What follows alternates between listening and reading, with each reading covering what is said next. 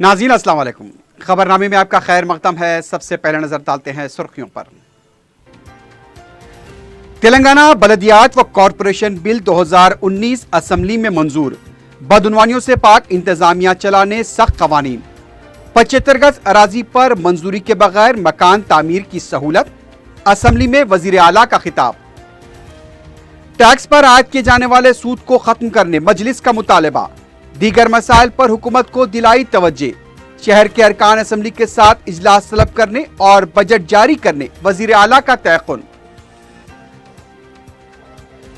मजालिस मुकामी और बलदियात में कलेक्टर्स को इख्तियारात देने पर कांग्रेस का एतराज। अवामी नुमाइंदों पर से अवाम का भरोसा उठ जाएगा, जमहूरियत के लिए खतरा।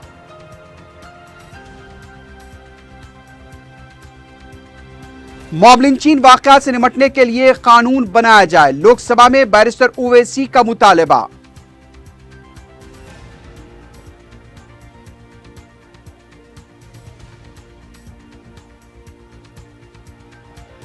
और शमशाबाद मंडल के राडलागुड़े में खौफनाक सड़क हादसा। नामालूम गाड़ी की टक्कर से नौजवान हलाक।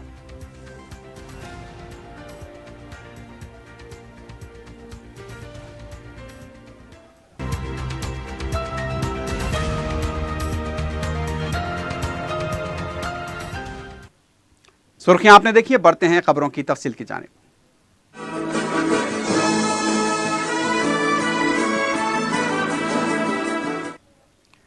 तेलंगाना असेंबली में बलदी व कॉरपोरेशन 2019 एक्ट को मुत्तफ़िक़ा तौर पर मंजूर कर लिया गया। जुमे के दिन इजलास के आगाज के साथ वजीर आला के चंद्रशेखर राव ने ऐवान असेंबली में बिल मुतारिफ कराते हुए उसके कदोकाल से ऐवान को वाकिफ करवाया। वजीर आला ने कहा कि बलदियात और कॉरपोरेशन में हो रही बदउनवानियों के खात्मे और ओहदेदारों की जानिब से किए जाने वाले अवामी इस्तेसाल को खत्म करने के लिए यह कानून वज़ी किया गया है। केसीआर ने कहा कि कलेक्टर्स को मजालिस से मुकामी, बलदियात व कॉरपोरेशन की कारकर्दगी की निगरानी के अख्तियारात दिए गए हैं। उन्होंने बताया कि शहरी इलाकों में 75 गज अराजी पर G+1 के मकान की तामीर के लिए बलदिया की मंजूरी की जरूरत नहीं रहेगी, लेकिन बलदिया में इस अराजी का रजिस्ट्रेशन करवाना लाजमी है। सालाना 100 रुपए टैक्स अदा करना होगा। बलदियात में तरक्याती कामों के लिए 2060 करोड़ रुपए मख्तस किए जाएंगे। शहरी इलाकों में भी सरसब्ज व शादाबी के लिए काम होने चाहिए। काम दो तरीके से होते हैं, एक भक्ति और दूसरा खौफ। इसलिए इस बिल में गैर जिम्मेदाराना खिदमात अंजाम देने वालों के खिलाफ सख्त कार्रवाई करते हुए मुअत्तली के बजाय उन्हें बर्खास्त कर दिया जाएगा। वजीर आला ने बताया कि अब तेलंगाना में नगर पंचायत नहीं होंगे, सिर्फ बलदिया और कॉरपोरेशन काम करेंगे। अवाम को टैक्स अदायगी सेल्फ सर्टिफिकेट के तहत दी जाएगी। अगर कोई बेकायदियां करेगा तो टैक्स की रकम की 25 गुना इजाफी रकम अदा करना पड़ेगा। वजीर आला ने कहा कि गैर मजाज तामीरात को बगैर किसी नोटिस के मुनहद्दम कर दिया जाएगा। इंतखाबी ज़ाब्ते अखलाक से जो सरकारी कामकाज ठप हुआ है, 15 अगस्त से हकीकी मानों में इंतजामिया की कारकर्दगी का मुजाहरा किया जाएगा। सरसब्ज व शादाबी के लिए ग्रीन कमेटी तश्कील दी जाएगी, जिसकी सदारत कलेक्टर करेंगे। मजालिस मुकामी या फिर बलदियात में जो भी अफसर गैर जिम्मेदाराना काम करेगा उसे बर्खास्त कर दिया जाएगा। इस कानून के बाद मुलाजमीन के मुस्तकिल मुकाम पर मुलाजमत करने की गुंजाइश नहीं होगी। वजीर आला ने बताया कि मजालिस मुकामी या फिर बलदियात में किसी भी तब्दीली की मंजूरी ऐवान असेंबली में की जाएगी। 25 एकड़ अराजी पर सेंटर अर्बन एक्सीलेंसी कायम किया जाएगा। तेलंगाना के हर मकान को नए नंबर दिए जाएंगे। बलदिया में मौत या पैदाइश के सर्टिफिकेट वक्त पर फराहम किए जाएंगे, वरना मुतालिका ओहदेदार के खिलाफ कार्रवाई की जाएगी। बलदी इंतखाबात इस बिल के तहत ही होंगे, लिहाजा मुकाबला करने वाले उम्मीदवार इस बिल का तफसीली जायजा लेने के बाद ही इंतखाबात में हिस्सा लें।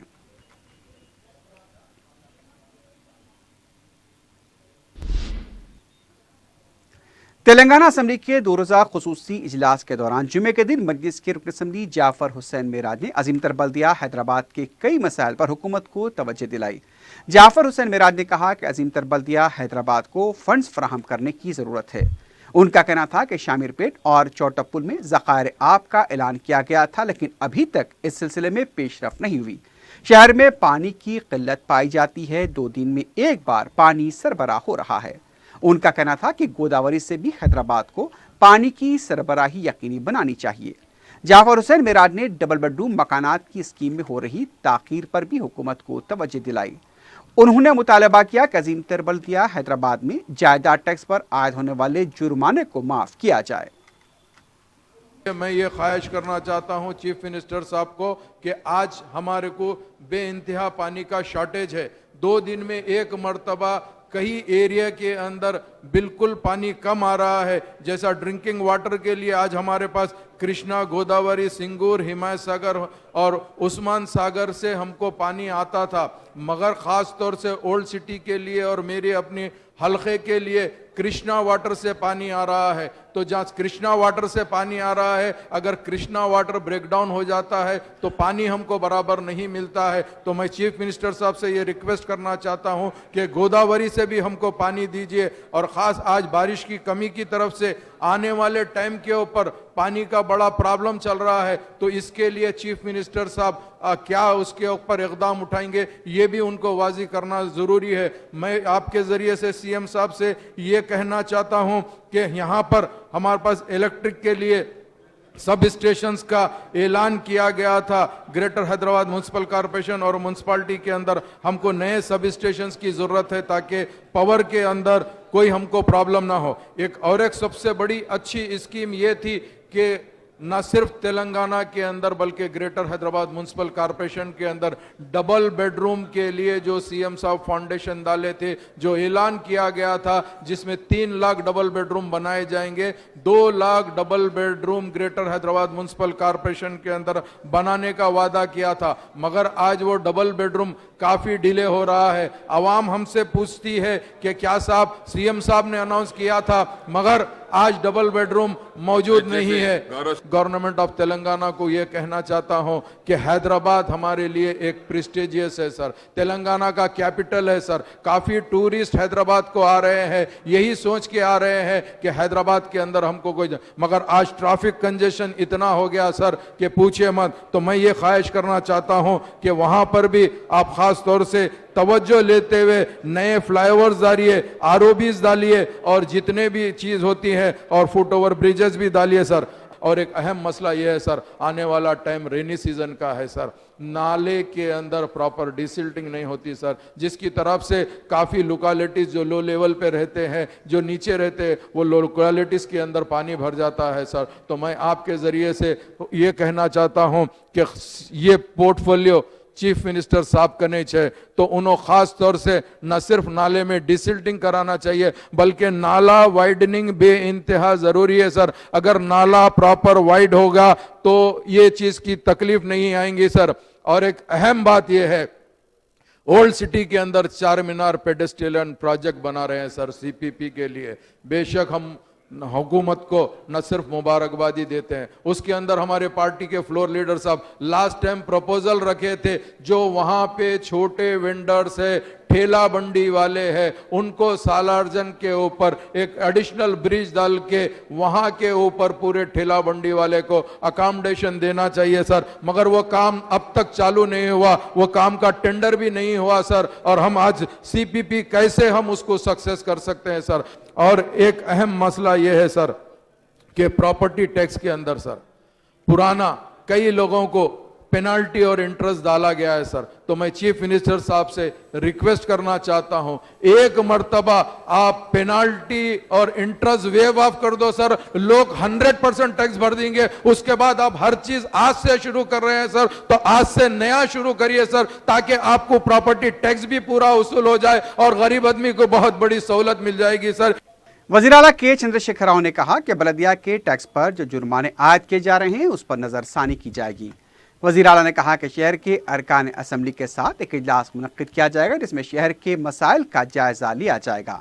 शहर के असम्बली हल्क़जात की तरक्की के लिए फंड्स भी जारी किए जाएंगे। जाफर हुसैन गारू రెండు విషయాలు ప్రాపర్టీ ట్యాక్స్ पर पेनाल्टी అన్నారు, తప్పకుండా దాన్ని रिव्यू చేస్తాం। ऐसा कुछ नहीं होने देंगे, किसी के ऊपर ऐसा जुल्म नहीं करने देंगे, इस बात का मैं गौर करता हूं जरूर। और सेक्रेटरी साहब को भी कहता हूं, जीएचएमसी से ऐसा कुछ हुआ है, कुछ गलती हुआ तो उसको जरूर रेक्टिफाई भी कर देते हैं। मूसी नदी प्रक्षालना, मूसी को क्लीन करने का आपने कहा है, जरूर उसका काम जारी है। अभी ये जैसे इलेक्शन कोड खत्म हो जाएगा, वो काम शुरू हो जाएगा। और कुछ बातें आपने बताए वो होने वाली बातें हैं, SRDP है, रोड एक्सपेंशन से इंशाल्लाह मैं जल्द से जल्द शहर के MLA का भी, हमारे गांधी साहब भी आए थे, शेरलिंगमपल्ली के MLA, काफी और लोग, सुधीर रेड्डी साहब भी आए थे, सभी लोग मिलकर हम लोग GHMC की एक मीटिंग मैं खुद बुला लेता हूँ, बैठ के पूरे शहर पे क्या करना है क्या नहीं करना है हम लोग एक मीटिंग में ले लेंगे, उस पर तय भी करेंगे और कॉन्स्टिट्यूंसी वाइज कुछ फंड्स वगैरह भी दे देंगे। उससे काफी तरक्की भी हो सकता है, जाके वहाँ MLAs भी अपने डेवलपमेंटल एक्टिविटी कर सकते हैं। मैं आपको इस बात का आश्वासन देता हूँ। कांग्रेस के फ्लोर लीडर भट्टी विक्रमार्का ने तेलंगाना बलदियात और कॉरपोरेशन बिल पर मुबाहस में हिस्सा लेते हुए कहा कि मजालिस से मुकामी और म्यूनसिपैलिटीज पर कलेक्टर्स को इख्तियारात दिए जा रहे हैं जो जमहूरी जज्बे के खिलाफ है।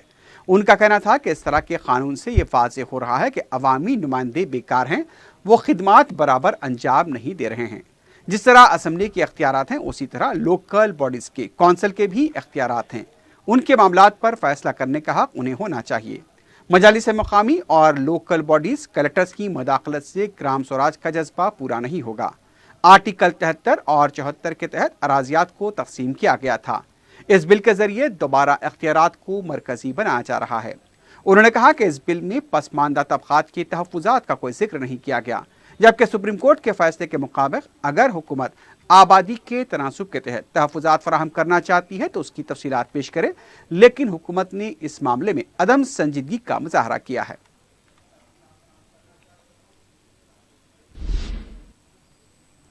ऐवान असेंबली में वज़ीर आला उस वक्त बरहम हो गए जब कांग्रेस के फ्लोर लीडर भट्टी विक्रमार्का ने कहा कि वज़ीर आला को जो वक्त दिया जाता है उसमें अपोजिशन कायदीन के सवालात देने के बजाय हमले करते हैं।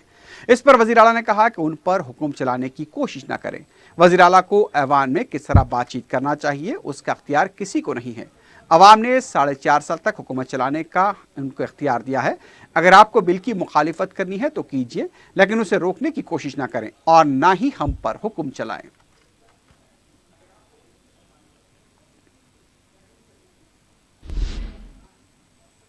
उधर टीआरएस के कारगुजार सदर KT नवाराव ने कहा है कि नए बलदी कानून से बदनुमानियों का खात्मा हो जाएगा।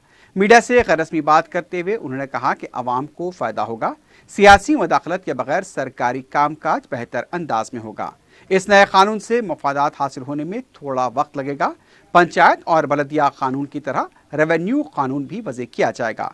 म्युनिसिपल इंतखाबात में पार्टी की कामयाबी की जिम्मेदारी अरकान असम्बली की है। उन्होंने मुख्तलिफ सवालात का जवाब देते हुए कहा कि इस नए कानून से कलेक्टर्स पर काम का बोझ बढ़ जाएगा। टीआरएस पार्टी की रुकनियत साज मुहिम उरूज पर है। अब तक 35 लाख से ज्यादा हो गई है। माजी में 43 लाख रुकून थे। इस नए कानून से म्युनिसिपल इंतखाबात में टीआरएस को फायदा होगा।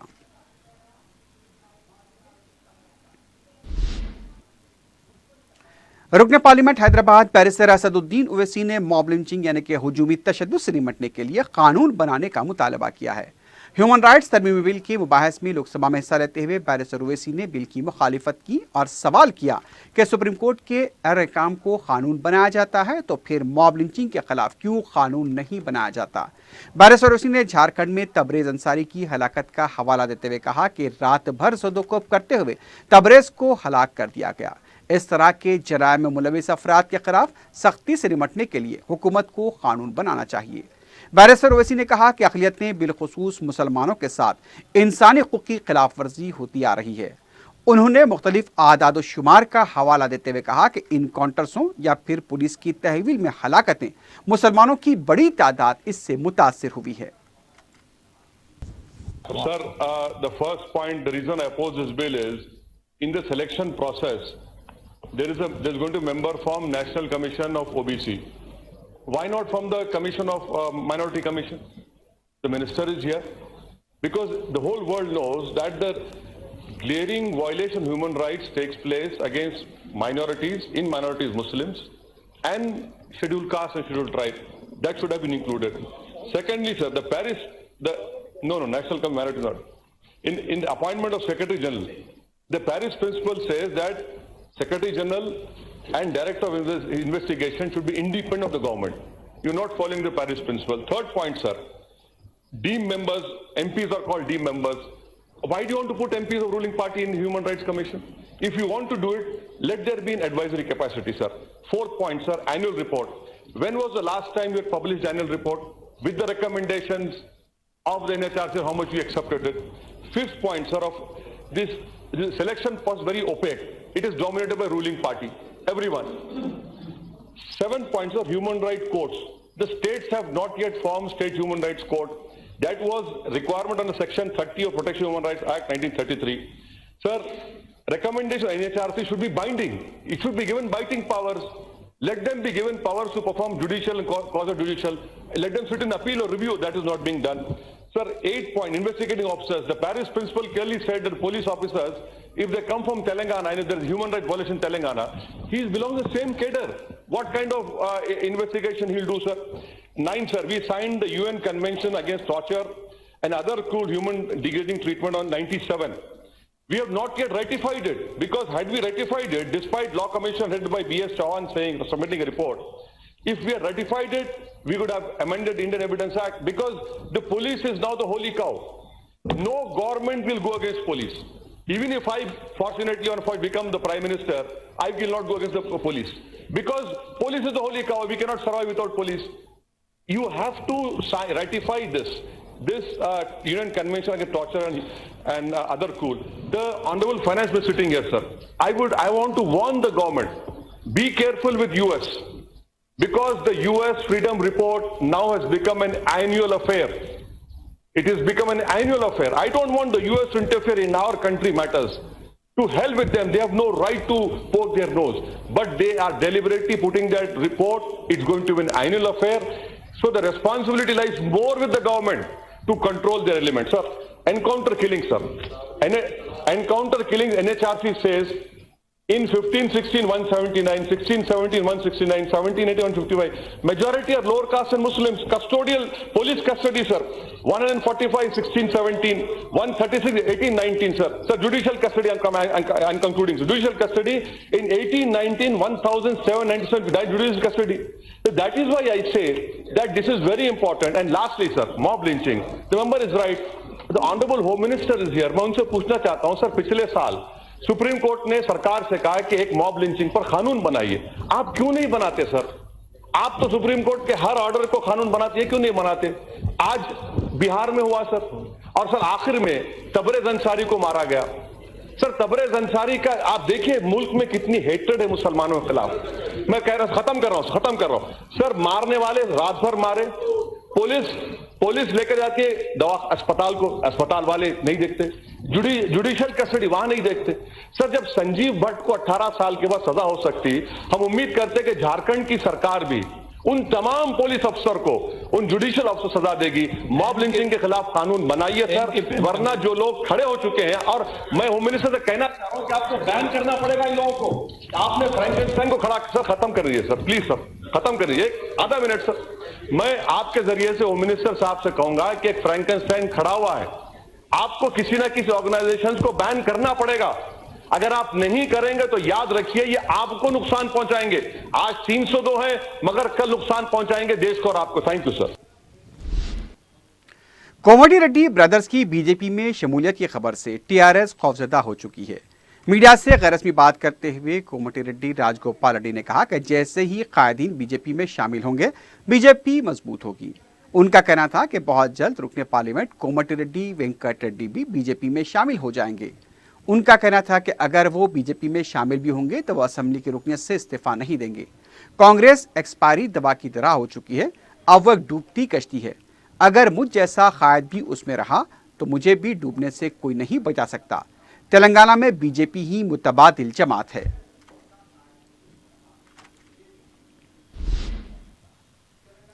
कमिश्नर बलदिया दाना किशोर ने ओहदेदारों को हिदायत दी है कि आसरा वज़ाइफ के मुस्तहक़ अफराद की फहरिस्त 25 जुलाई तक तैयार कर लें. हाल ही में हुकूमत के लिए किए गए फैसले के मुताबिक 57 साल से 64 साल की उम्र वाले मुस्तहक़ अफराद की निशानदही करते हुए फहरिस्त तैयार की जाए. ज़िले हैदराबाद में जिसकी आमदनी सालाना 2 लाख रुपए है, इस स्कीम से इस्तेफादा करने के लिए फहरिस्त तैयार करने की डिप्टी कमिश्नर को हिदायत दी गई है. दाना किशोर ने बताया कि बूथ लेवल ऑफिसर के जरिए घर घर सर्वे कराया जाए. सर्वे के दौरान मुस्तहक़ अफराद के आधार नंबर हासिल किए जाएं. 3,969 पोलिंग मराकज़ हैं. उसके मुताबिक 57 साल से ज़्यादा उम्र वाले वोटर्स की फहरिस्त दी जाएगी और उसके मुताबिक मुस्तहक़ अफराद की निशानदही होगी.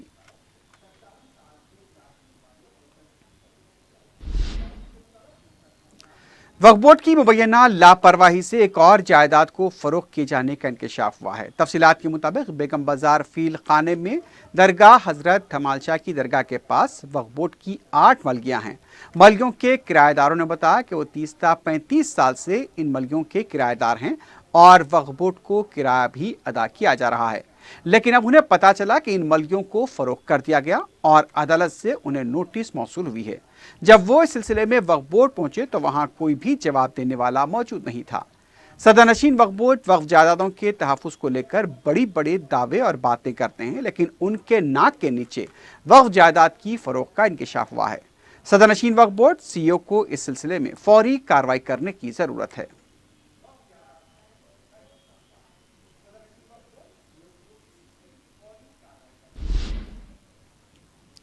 कांग्रेस के रुकन असेंबली राजगोपाल रेड्डी ने कहा कि डंडी प्रोजेक्ट को मुकम्मल करने में हुकूमत तसाहुल बरत रही है।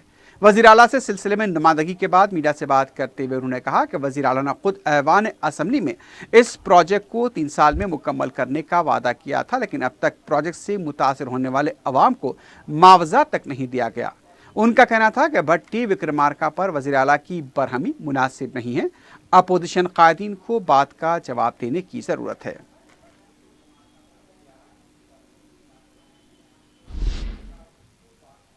फ़ख्र मिल्लत मौलवी अब्दुल वाहिद ओवैसी मरहूम की बरसी के मौके पर दारुस्सलाम में महफिल कुरान ख़ानी व क़सीदे बुर्द शरीफ का इनेकाद अमल में आया। बाद में मोतमद उमूमी Syed Ahmed Pasha Qadri, Burhanuddin Owaisi, editor in chief Etemaad doctor Nooruddin Owaisi, रुकन कौंसल रियाजुल हसन अफंदी और सीनियर मजलिसी क़ायदीन व अरकान पर मुश्तमिल मजलिसी काफ़िला फ़ख्र मिल्लत की मज़ार पहुँचा, जहाँ चादर कुल चढ़ाई गई। सैयद अहमद पाशा खाती ने बताया कि मजलिस का जलसयात फ़ख्र मिल्लत करीमनगर टाउन में 23 जुलाई को सदर मजलिस बैरिस्टर ओवैसी की निगरानी में मुनक़्क़िद होगा, जिससे मजलिसी अरकान असम्बली व क़ायदीन खिताब करेंगे। सदर मजलिस का खुसूसी खिताब होगा।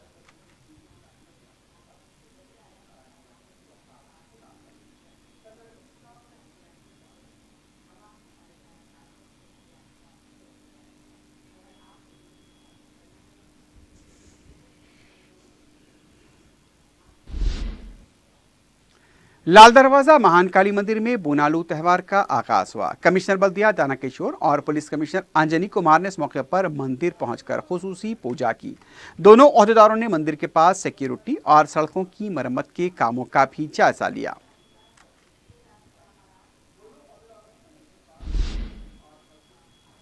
शमशाबाद मंडल के राडलागोड़े में हुए सड़क हादसे में एक शख्स हलाक हो गया। तफसीलात के मुताबिक नामालूम गाड़ी की टक्कर से ये शख्स हलाक हुआ। पुलिस ने मुकाम वाक़या पहुंचकर लाश को पोस्टमार्टम के लिए दवाखाना मुंतकिल किया। हादसे की जिम्मेदार गाड़ी और उसके ड्राइवर की तलाश शुरू कर दी गई है।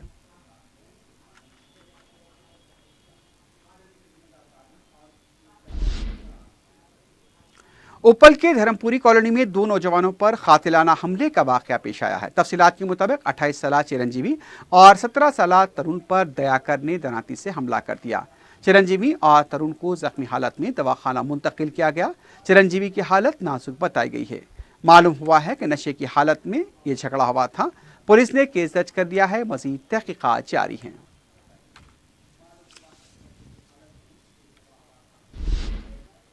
आखिर में सुर्खियों पर एक बार फिर नजर डालते हैं। तेलंगाना बलदियात व कॉरपोरेशन बिल 2019 असेंबली में मंजूर। बदउनवानियों से पाक इंतजामिया चलाने सख्त कवानीन। 75 गज अराजी पर मंजूरी के बगैर मकान तामीर की सहूलत। असेंबली में वजीर आला का खिताब। टैक्स पर आयद किए जाने वाले सूद को खत्म करने मजलिस का मुतालबा। दीगर मसाइल पर हुकूमत को दिलाई तवज्जे। शहर के अरकान असेंबली के साथ इजलास तलब करने और बजट जारी करने वजीर आला का तयक़ुन। मजालिस मुकामी और बलदियात में कलेक्टर्स को इख्तियारात देने पर कांग्रेस का एतराज। अवामी नुमाइंदों पर से अवाम का भरोसा उठ जाएगा, जमहूरियत के लिए खतरा।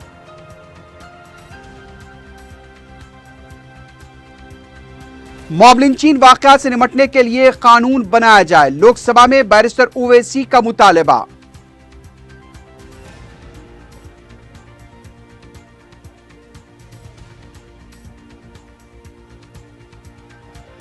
और शमशाबाद मंडल के राडलागोड़े में खौफनाक सड़क हादसा। नामालूम गाड़ी की टक्कर से नौजवान हलाक।